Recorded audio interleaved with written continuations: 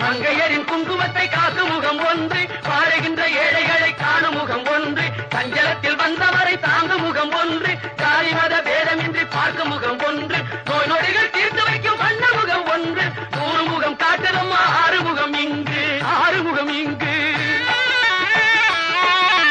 திருச்செந்தூரின் கடலோரத்தில் செந்தில் நாதன் அரசாங்கம் தேடி தேடி வருவோர்க்கெல்லாம் தினமும் கூடும். மங்கையரின் குங்குமத்தை காக்கும் முகம் ஒன்று, வாழுகின்ற ஏழைகளை காணும் முகம் ஒன்று,